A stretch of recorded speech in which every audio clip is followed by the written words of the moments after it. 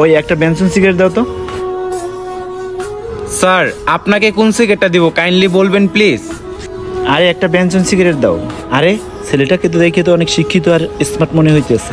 এই ছেলে রাস্তার পাশে বসে সিগারেট বিক্রি করে। Alan sir. আচ্ছা, তোমাকে দেখে তো মনে হচ্ছে তুমি অনেক শিক্ষিত। তুমি কি পর্যন্ত লেখাপড়া করছো?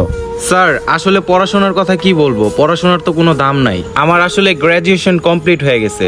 আচ্ছা, বুঝতেছি না, তুমি গ্রাজুয়েশন কমপ্লিট করে তুমি রাস্তায় সিগারেট বিক্রি করতেছো? তুমি যে লেভেল পর্যন্ত পড়াশোনা করছো, তোমার তো ভালো একটা লেভেলের চাকরি হওয়ার কথা ছিল। আসলে কোনো কাজই ছোট না, মানুষ কাজকে ছোট চোখে দেখে।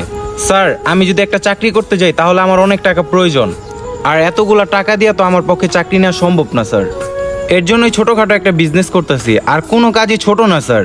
ধৈর্য সহকারে এই ব্যবসাটা করতেছি। তোমার কথা শুনে অনেক ভালো লাগছে, তুমি কাজের প্রতি অনেক আগ্রহী আছো। ঠিক আছে, সমস্যা নেই, আমার এই কার্ডটা রাখো।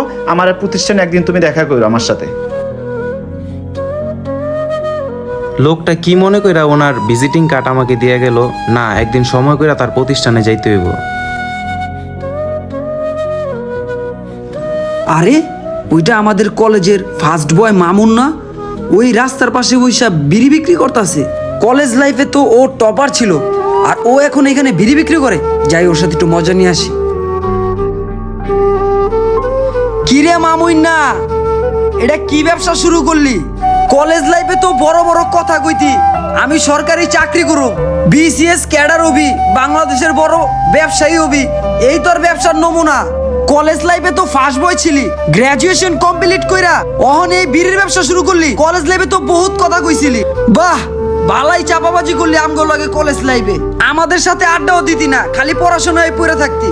কি হইলো তোর এই পড়াশোনার? শেষ মাসে এই রাস্তার ভিতরে বিড়ির দোকান লাগাই বইলি।